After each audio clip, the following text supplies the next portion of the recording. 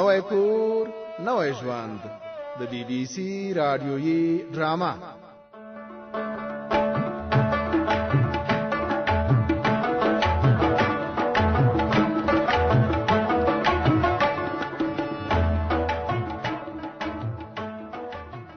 شمس او مجیب د کتابتون د جوړولو په خاطر نسیم تراغلی وو چې د هغه له تجربې خبر شي. له بلې خوا د شازیې کره یوه میلمنه راغلې ده.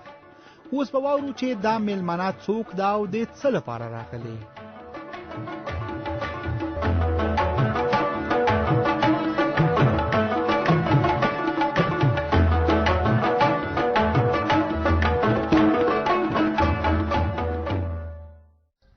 صاحب ماجبینه پراتګ او پلیدو د ډیره خوشاله یم. زمونږ غریبانه کور ته ډیره ښه راغلی.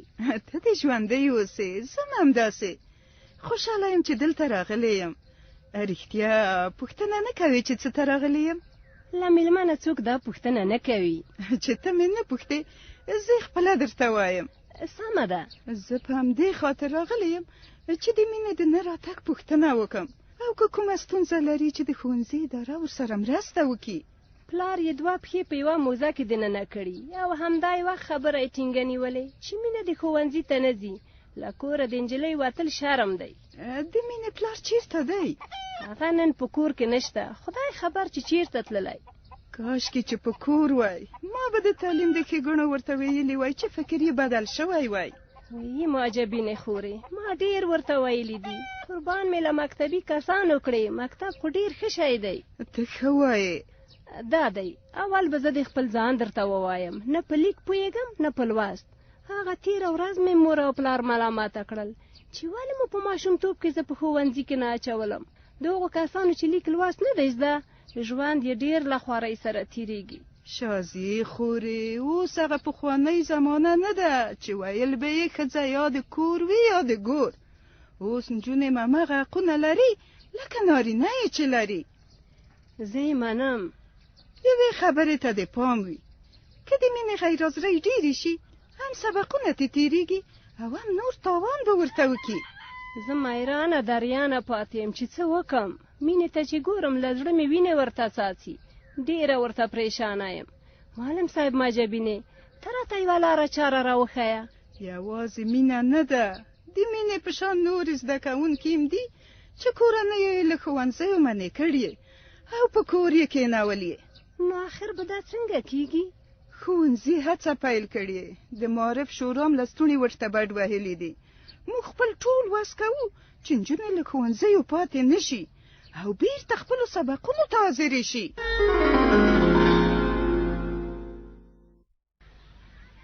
اوهو ګواکې دا خو ناظر دی.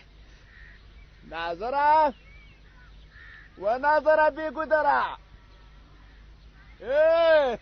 تعالی ویم ګواکې په غوږونو خو کونډې لږ دلته راشه. تا ته دې یوشي له خیره سره خبره دې وکړه چې له ناظر ګل سره دې وخت نشته. ناظره بیګودره، ګواکې دا ده چې که د وخت ناوخت خبره پرېږده. دا راته ووایه چې ولې دې له ما لاره چپه کړه. ګواکې په رډو رډو دې ښه راوکتل او مخ دې رانه واړو. تا ته دې وشي همدې خبرې ته د لارې نه راوګرځولم که څه؟ دې خبرې ته مې نه راګرځولې. ګواکې دا ده چې که ډومبی دې د دې څرې ګرېوان نقل راته وکړه چې چا تر لمنې درته شلولې، بیا به نورې خبرې سره کوو. تا ته دې وشي د مطلب خبره دې وکړه، که نه یې کوې زه در نه ځم. ګورې ګواکې ناظرګیه غوسه مه کوه، زه او ته خو پخواني دوستان او اشنایان یو. د مطلب خبره مې دا ده چې له پوردل سره د لانجې حال راته ووایه. لرې د له مخې پوردلګی موردلګی راته مه یادوه. ته دې وشي ستا زما په لانجو جنجالونو غرض نشته. ګواکې دا ده چې که نو داسې مه وایه و ناظرګیه. ولې یې ونه وایم؟ ته اوس راته ځان خوږ خوږ نیسې. په وخت چې راورسي ناظر ګل په سپین میدان تکو ته نه پرېږدي، خپل ځان وباسي. ته د ناظر دوست نه یې، لرې د له مخې نس دوست او خېټه دوست یې. ما دې اورېدل؟ ګواکې کله مې په سپین میدان تک او تنخوا پرېښیو؟ لرې د له مخې په رستوران کې پوردل خدای ناتس له ګرېوانه په کشولو یوړم. له خیره سره تا زما پوښتنه وکړه. ګواکې زه هم دا اوس د پوردل د دوکان پر خوا روان وم. دا ده چې که تا لکه مرخیړي یو ناڅاپه له ځمکې سر راویست او په دې ژمي کې راشي. ته دې ویل چې د دروغجن د مخ تور وي ګواکې سل ځلې دې تور دا ده چې که نو نور سپیناوی او بیا بل وخت وکړو د لانجې خبره دې وکړه چې د اندېښنې مارای مې له زړه نه ووځي تا ته دې ویل چې که کریم یې پور دلته ضامن شوی نه وای اوس به د ناظرګل په غړېدلو سترګو دلته نه وای لیدلی وایي لنډه تر مخې ولې خاندې ګواکې د پورتل له منګلو نه ستا د خلاصېدو په خوشحالۍ کې خاندم ګواکې دغسې تم خانده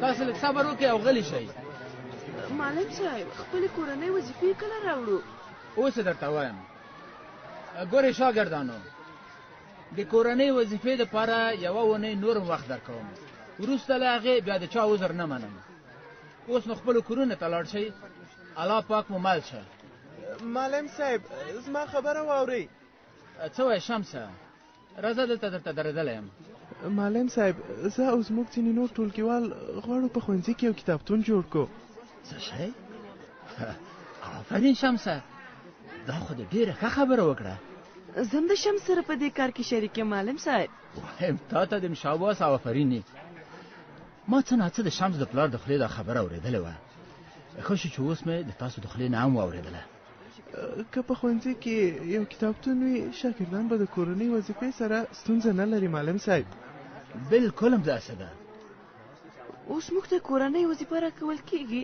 خو موږ حیرانه پاتې کېږو چې کتاب ورته له کومه کړو په رښتیا چې دا یو ستونزه ده شمسه د تا پلار ما ته دغه شکایت وکړ معلم صاحب ما د دې ښوونځي له پخوانیو فارغانو نه لکه سمیع الله او ځینو نورو نه هم پوښتنه کړې ده هغوی یو وخت ګرځنده کتابتون د لرګو په صندوق کې جوړ کړی و او ما ته رایاد دي بیا وروستنیو شاګردانو هغه ونه ساته له بده مرغه هغه د منځه لاړه دا ځل به د ښوونځي یوه کوټه کتابتون ته بېله کړو داسې کېږي معلم صاحب ولې نه کېږي په دې دنیا کې که څوک ورته ملا وتړي هر یو کار چې ووایي کېږي موږ به کور په کور وګرځو که چا کتابونه درلودل د کور په سر به یو کتاب ترې راټول کړو او که کتاب در نه که بیا څه شی کوئ بیا خو د یوه کتاب پیسې به ترې وغواړو او په هماغه پیسو به کتاب واخلو وایم که داسې وکړئ نو یو شتمن کتابتون به جوړ کړی شئ معلم صاحب کومه کوټه کتابتون ته بیلوي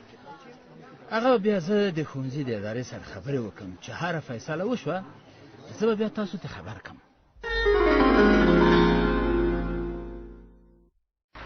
ښه شو چې ګلخان مې دلته ولید ګلخانه السلام علیکم عابد جرا وعلیکم سلام ستړی مې شي ته هم ناستړی کېدل کوم خوا روان راځه ټراکټر ته راپورته کېدل چې زه به خپل ځای ته رسوم خیر اوسې زه چېرته نه ځم له تا سره مې کار دی اوکې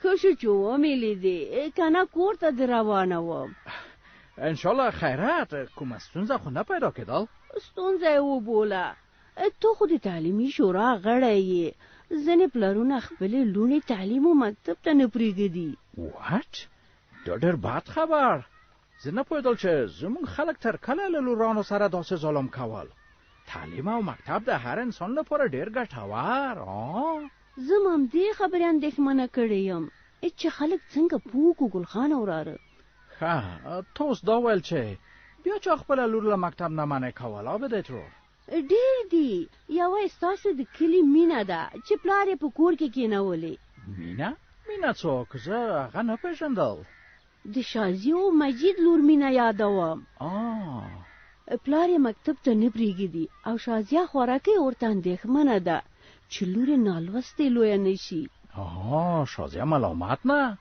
زه مجید ته حیران چې هغه ولې د خپل اولاد سره ظلم کول زه د همدې خبرې لپاره تا ته راغلم چې لالباز هم خبر کړې او ټول په ګډه د دې ستونزې په هکله فکر وکړو دا ډېر ښه خبر عابد ترور زه حاضرېدل چې د دې مشکل لپاره حل لاره پیدا کول کور دې ودان ګلخانه زویه لالباز ته هم زنګ ووهې ښه چې بیا په ګډه مشوره وکړو اوکې زه زنګ وهل ته پیغام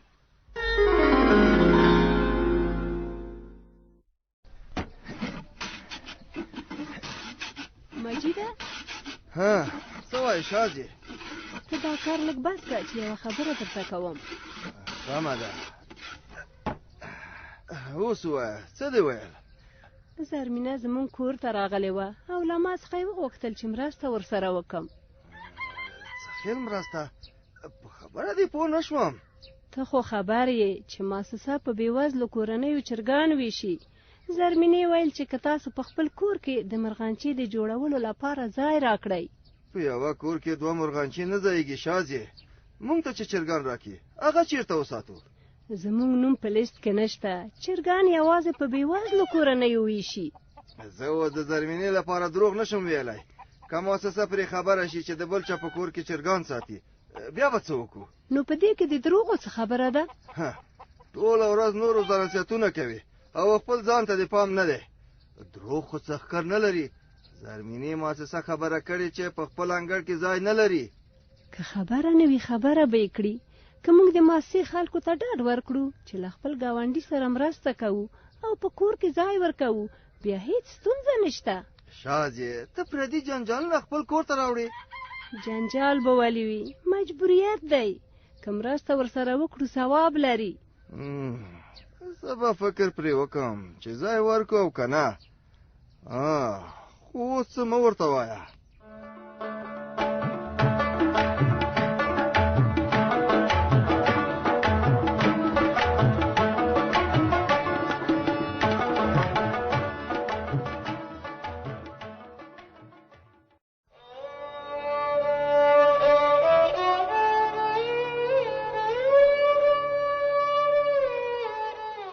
نوی کور نوی ژوند د BBC رادیویي ډرامه.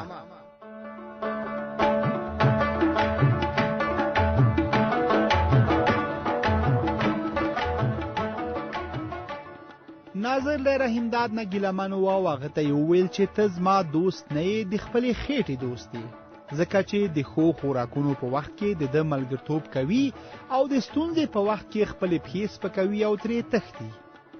اخوا د شازیې ټلیفون ته زنګ راځي. وا به ورو چې چا ورته زنګ وهلی او څه ورته وایي.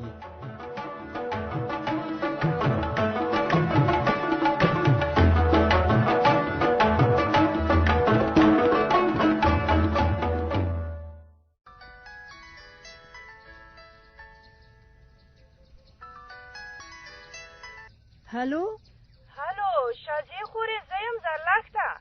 ستړې مه شې زرلښتې، څنګه یې؟ خیر اوسې، شکر ښه یم. شازیې د دې لپاره مې زنګ وهلی چې د مینې د مکتب پوښتنه درنه وکړم. خدای دې خوب پوښتنه وکړه. تر اوسه پورې معلومه نه ده، خو ما ډېرې هلې ځلې وکړې. توکل په خدای، د معارف شورا را سره ژمنه کړې. ته ودرېږه چې وګورم څنګه کېږي.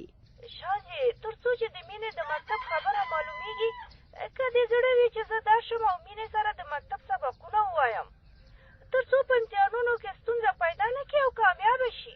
الله، دا خو دې ډېره ښه خبره وکړه. ولې نه، کور دې ودان. خدای دې خیر درکړي. سر له سبا زمونږ کور ته راشه او مینې ته سبق ور زده کړه.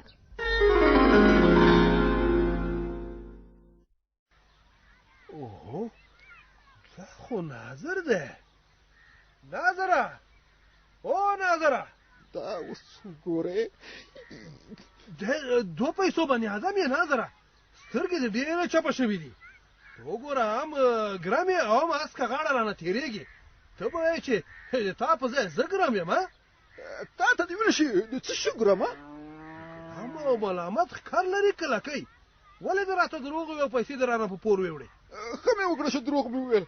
تا ته دې ویل شي که دروغ مې درته نه وویلې، له خیره سره که ځان مې امدار ته خېژولی وی نو تا راته هېڅکله پور نه راکوه. ده سره یې وزګزوه. له ما خو دې پیسې په درواغو واخیستې، پور دلته دې ولې دروغ ویلي وو؟ هغه ته به مې ولې دروغ ویلي؟ زه خو څه د دروغو بوچې نه یم چې هغه چاته به دروغ وایم. ما ته دې ویل چې پوردل سره په دوکان کې شریک شوی او پوردل ته دې ویلي چې ما سره شریک شوی. ځه تا ته دې ویل شي په مخه دې ښه شه. زه وخت نه لرم چې ستا خبرو ته غوږ شم او یا ځواب درکړم. حاضره، هم دې تاوان را رسولی دی، هم په ځان غری. تر څو چې زما پور رانه کړي یو ګام به د دې ځای را نشي اخیستلی. هله جیب ته دې لاس کا او راوباسه زما پیسې. تا ته دې ویل شي څنګه کېښوی شمارې زما په جیب کې سور غیران هم نشته. چې پیسې مې را نه کړې ناظره قدم به م رانه وانخلې. ته راته لږ ځیر شه. د څه لپاره؟ زما قدمونه وشمېره. ناظره منډه که خلاصېدی نه شي. خلا مړ شومه.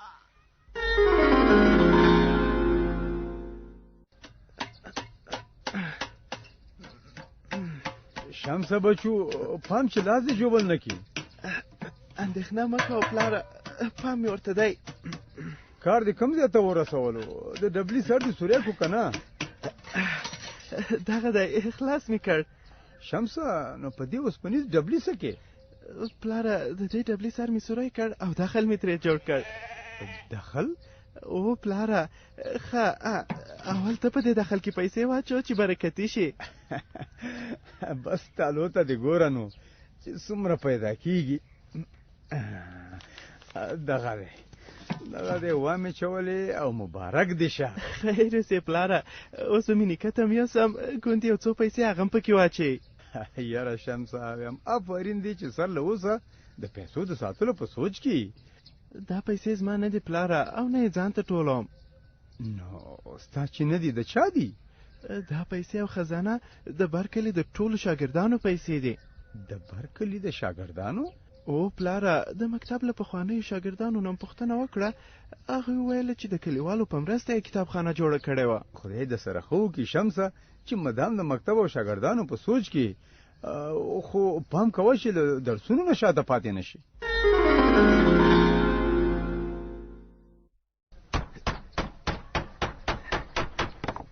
مجیده همدا به یې وروستی لرګی شي که څه؟ همدا لرګی چې کلکم د مرغانچې د چوکاټ کار خلاصېږي بیا نو یوازې د جالۍ تاولې پاتې کېږي. مجیده زویه په تا مې دومره ستوماني نه وه پیرزو خو څه وکړم چې دا کار زما په وس پوره نه و. زرمینې ترورې زموږ نیکونو به ویل چې هر کار په ستا کار. چې ته زما کار نشي کولی بیا زه ستا کار نشم کولی. بچه زما خو هیڅ کار په وس پوره نه دی. څنګه دې پوره نه دی؟ هره ورځ په کور کې خوندور خواړه پخوي کله ناکله یې د ګاونډي حق مونږ ته هم رالیږي. دا کار ته کولی شي خو زه یې نشم کولی. مجید رښتیا وایي.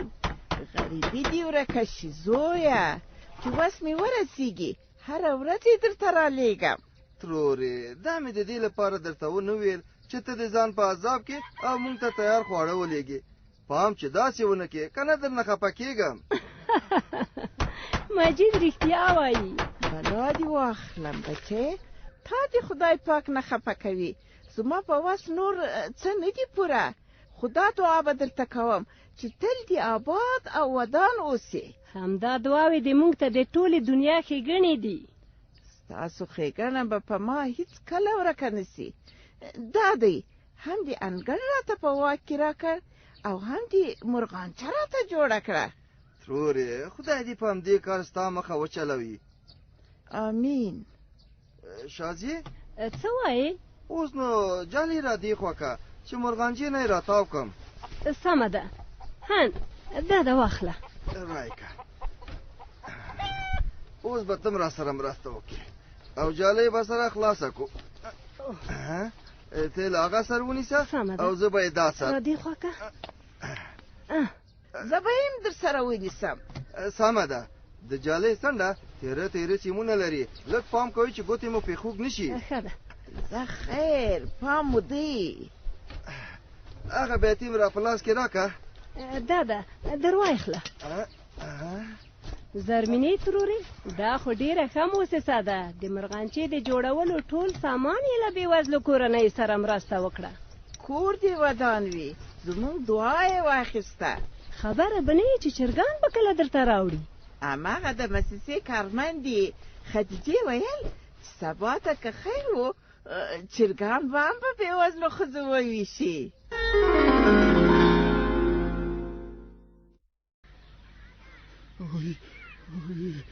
تا ته دې ویل شي له خیره سره زه چېرته یم؟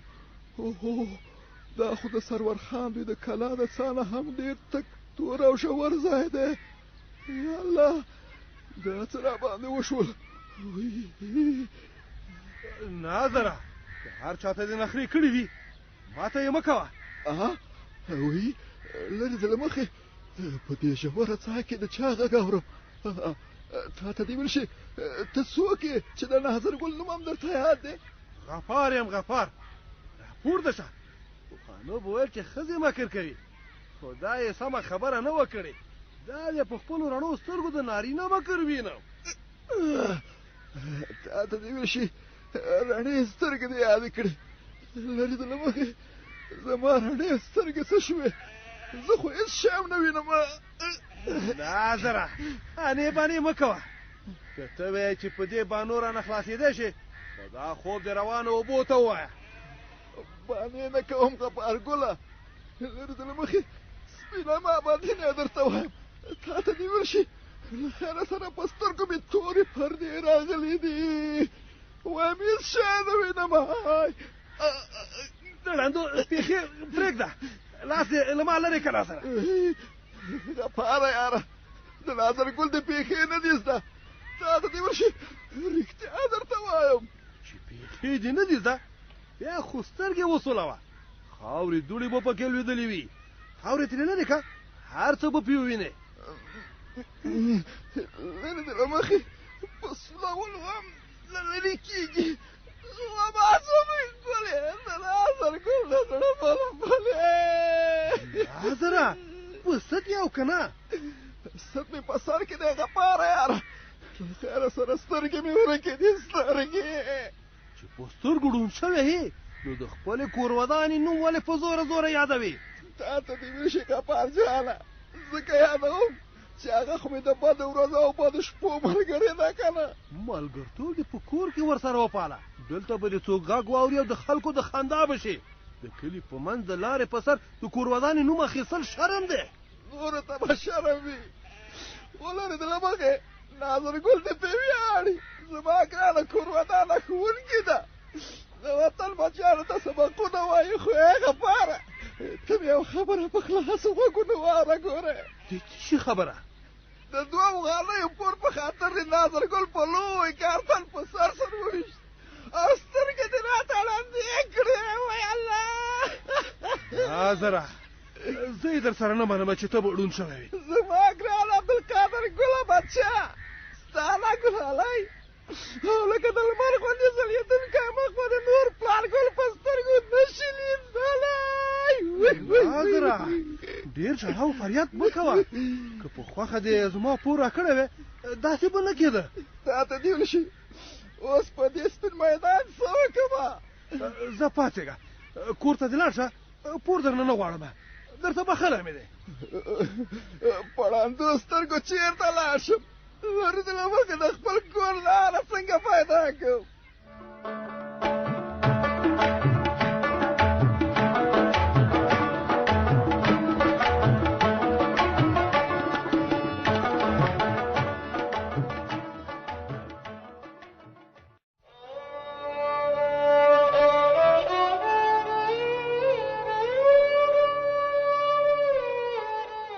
نوی کور نوی ژوند د بی بی سی رادیویي ډرامه.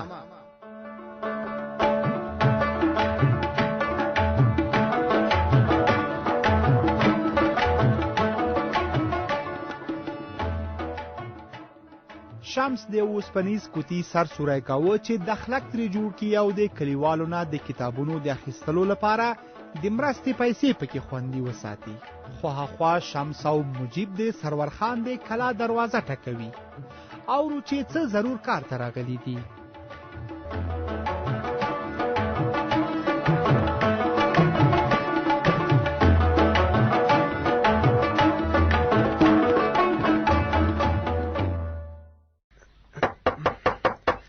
شمسه دروازه په زوره وټکوه.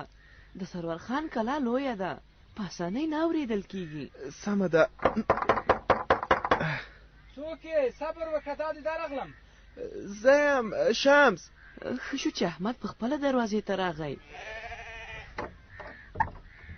دواړه ستړي مه شئ. خیر یوسې ژوندی اوسې احمده. ښه شو چې په کور کې یې. اوس ولې ولاړ یې؟ راځئ چې درې ته لاړ شو، چای وڅښئ. چای نه څکو، راغلي یو چې ته مرسته راسره وکړې. چې خالي لاس مو ونه لګې، هماغه زموږ لپاره داسې ده لکه چای ګوړه. د څه شي مرسته؟ په خبره مو سم پوه نه شوم. موږ غواړو چې د بار کلي په مکتب کې کتابتون جوړ کړو. په خلکو ګرځو چې یا د پیسو مرسته وکړي او یا د کتابونو. وا څومره ښه خبره. له عمرونو کم یې، خو داسې کار ته مو لاس اچولی چې په دې کار به د وړو او زړو زړونه وګټئ. نورو خلکو ته هم ورغلي وو، خو نن ستا وار شو. خدای د اجر درکړي. لومړی دا ووایي چې څنګه مو د کتابتون جوړولو ته پام شو. د یوې کورنۍ وظیفې لپاره چې معلم صاحب را کړې وه، په کتاب پسې ډېر وګرځېدو، خو کتاب مو پیدا نه کړ. آخر په دې سره سلا شو چې که په خپل مکتب کې کتابتون ولرو، له دې سرګردانۍ خلاصېږو. دا خو مو ډېر ښه کار کړی دی. په مکتب کې کتابتون ډېر ضروري دی. زده کوونکي که مطالعه وکړي، معلومات یې زیاتېږي. ته اوس دا ووایه چې په دې صندوق کې پیسې اچوې او که کتابونه راکوې. ته صبر، دا پیسې به هم درکم او بله ورځ له کوره ځینې کتابونه هم دروړم. تاسو چې دومره خواري کوئ، زه هم مرستې ته تیار یم.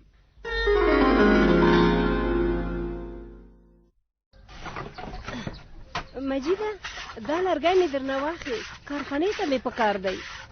سمه ده شازیې، وایخله. دروازه څوک ټکوي؟ شازیې ته ورشه وګوره چې دروازې ته څوک ولاړ دی. سمه ده، ته دې خپل کار کوه، زه یې ګورم. السلام علیکم. وعلیکم سلام. زرلښتې، ستړې مه شي. عمر دې ډېر شه. مینه په کور کې ده؟ هو په کوټه کې ناسته ده. ورشه مالته به خپل کتابونه درته راواخلي. سمه ده، زه ورځم. دا بیا له کومه را پیدا شوه؟ دلته مې لرګی غورځولی و چې بیرته یې واخلم او کارخانې ته یې یوسم. شازیې، زرلښته دې بیا ولې کور ته راغوښتې؟ له دې وروسته به هره ورځ راځي چې مینې ته سبق ور زده کړي. بس که شازیې، یو ځل مې درته وویل چې نور مینه مکتب ته نه ځي. خو ته چې په هره خبره جګړه جوړه نه کې، وخت دې نه تېرېږي. مینه خو مې مکتب ته نه ده لېږلې. چې مکتب ته دې نه ده لېږلی، بیا د هغې کورنۍ معلمه د څه لپاره راغوښتې؟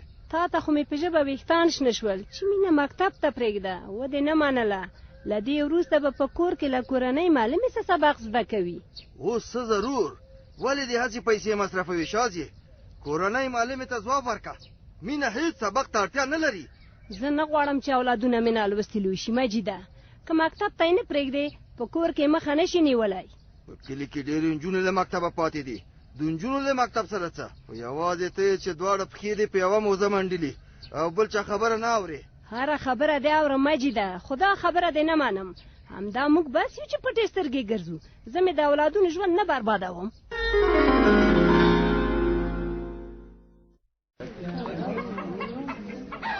زرمینې ترورې، چرګان دې واخیستل؟ هو نرګس لري. ډېره خوشحاله معلومیږي. څنګه به خوشحاله نه یم ولري؟ د چرګانو د مرستې له برکته مې ګوندې خالي جیب ته یو څه پیسې راسي او له دې بېوزلۍ نه خلاصه شم. خدای دې همداسې وکړي. رښتیا یوازې کابل څوک هم در سره شته چې چرګان در سره یوسي؟ نه، یوازې چېرته وړل کېږي واچلئ. اولادونه نیم را روان دي. چرګان به د مجید تر کوره را سره یوسي، بیا به یې هلته زه ځای پر ځای کړم. ښه، مقصد چې یوازې نه یې. دا خوشحالي ټوله ستا له برکته ده ولري. زما له برکته ولې؟ هو، که ته په شورا کې نه وای او د مرستې لپاره دې هلې ځلې نه وای کړي، موږ ته دا دومره چرګان چا راکول؟ زه د همدې لپاره شورا کې خزانه داره شوې یم چې ستاسې خدمت وکړم. زرمینې ترورې، دعا راته کوه چې نور هم تکړه شم. بس که زما په دعا کېږي، خدای دې په ګلو هم ظاهره مه که.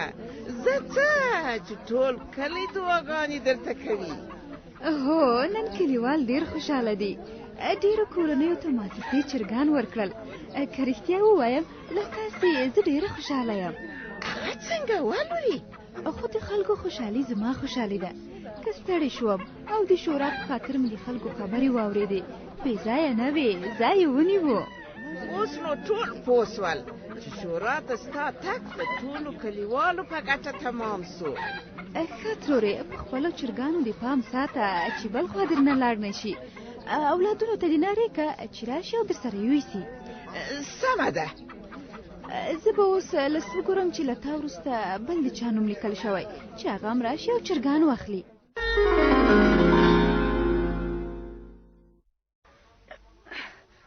شمسه دا خلک خو ډېر دروند معلومیږي. ډېرې پیسې مو راټولې کړي. او مجیبه ډېر خوشحاله یم چې خلکو کتابتون سره ښه مرسته وکړه. وای څه کوې مجیبه؟ پام دې چېرته دی؟ ټولې پیسې دې په ځمکې تویې کړې. نه پوهېږم چې د خلک مې څنګه له لاسه خطا شو او سر یې خلاص شو. ژر ځه پیسې راټولې کړه چې باد یې ونسې. سمه ده. دا پیسې مو ولې په لاره کې شیندلې؟ ته صبر چې زه هم در سره ټولې کړم. شمسه زویه، څوک خپل له پیسو ډک د خلک د کوره د باندې نه راوړي. دا زما د خلک نه دی اکبر کاکا، دا د مکتب د خلک دی. کور په کور ګرځېدلی یو او پیسې مو راټولې کړې. د مکتب د خلک؟ او کاکا، موږ له کلیوالو پیسې راټولې کړې چې مکتب ته یو کتابتون جوړ کو. آفرین ځوانانو، دا هم ډېر د خیر کار کړی. خدای دې تاسو ته وس درکړي چې نور مرستې هم ورسره وکړئ. رښتیا زما لمسیانو امید او زرغونه هم په دې کار کې در سره شریک کړئ چې مرسته در سره وکړي، ځکه هغوی هم د کتابخانې له نشتوالي تل شکایت کوي. ښه سمه ده کاکا. شمسه، د دې ډبلي په ځای یو صندوق واخلئ چې کلپ او کیلي ولري، بیا به مو پیسې خوندي وي. که کل پر واچو هسې نه چې کیلي ورکه شي، بیا به څه کوو؟ داسې وکړئ چې کلپ او کیلي او باوري سړي ته ور وسپارئ چې هغه یې درته ښې وساتي. هو، یوه خبره مې له هیره ووتله، هغه دا چې هغو کسانو چې څومره پیسې در سره مرسته کړې د هغوی نومونه په کتابچه کې در سره ولیکئ.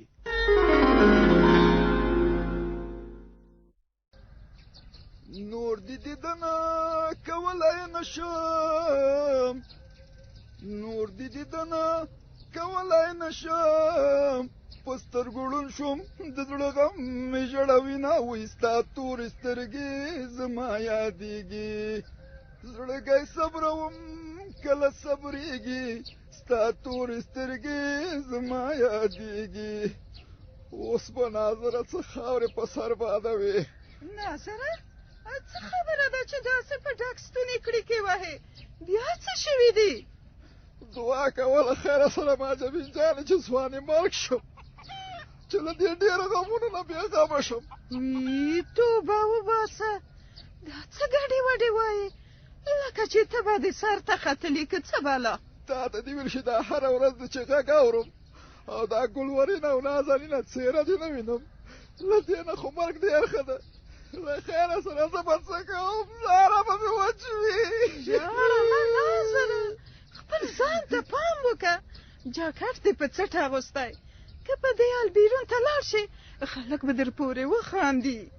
تا ته دې ویل شي ما جمین جانې په ما ګرانې، په سترګو مې توره پرده راغلې، هېڅ شی نه وینم، په دواړو سترګو ړوند یم ړوند.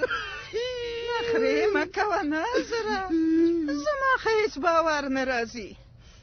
تا ته دې ویل شي په زړه کافرې ما جمین یې، څنګه دې باور نه راځي؟ په ما خو ټوله دنیا تپه تیاره ده او ته مې خبره هم نه منې. څنګه ړوند شوې؟ ته خرکه روغ وې، چېرته ولوېدې؟ په سترګو کې دې څه شی لاړل؟ څه در باندې وشول؟ لرې د له مخې یو چا له شانه په تیږه په دا سر وویشتم، له خیره سره په مځکه را پرېوتم، همدا مې چې سترګې بېرته وغړولې، په سترګو مې تپه تیاره وه. چې بیا دې د روغ نه وي جوړ کړي ناظره، زه دې په اندېښنه کړم. په زړه مې مالګې مه جوړوه ما جبینې، رښتیا وایم.